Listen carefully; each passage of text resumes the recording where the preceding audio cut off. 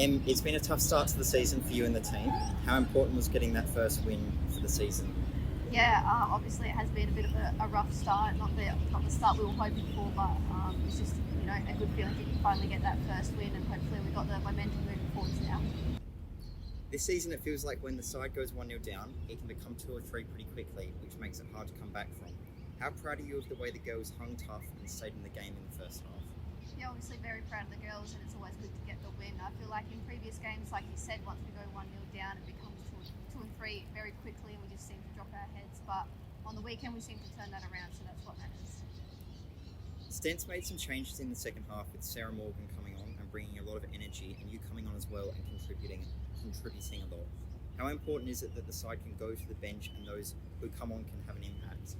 Yeah, definitely. I feel like having depth in the squad is always a positive, and it's what all teams should look to and look to have on the bench. And yeah, credit to Sarah when she came on. She was a workhorse in the midfield, and I think she made a massive difference. Speaking of that, talk us through your goal to bring the side level. It looked like Dorba might get around the keeper and score, then it fell to you. How did it look from your perspective? I saw Dorba going one-on-one with the keeper, and I thought she had it, but I was just there to help and follow up if need be, and it just happened to be in that moment that I was needed, so I just did what I had to do and tried to stay composed in the moment. It's been a while since you've scored.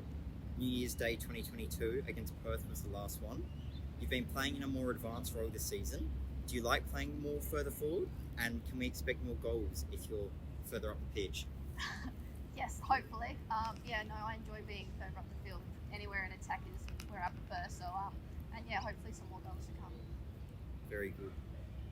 In saying that, what has the start of the season been like for you? You're coming back from injury and you've had a few little setbacks, but you seem to be building fitness and form now. Yeah, it's been a long battle with the injury. It's been, the past year it's been a bit up and down, and I'm finally just getting back into it with more game time every week ideally, but yeah, it's still up and down, so one game at a time. You're closing in on 100 games now.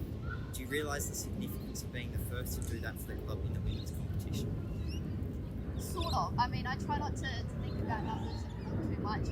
I just enjoy playing the game, and I take it one game at a time. But yeah, obviously making 100 appearances for the club will be a very special moment. Not to make you feel old, but Miley Briggs stole your record for being the club's youngest ever player. Have you become a leader for some of those younger girls now? I'd like to think so. I try to pass on my experiences through what I do out in the field. I've coached some of the girls here personally before, so I hope to just pass on what I've learned and to give back so there's more young players coming through like Miley.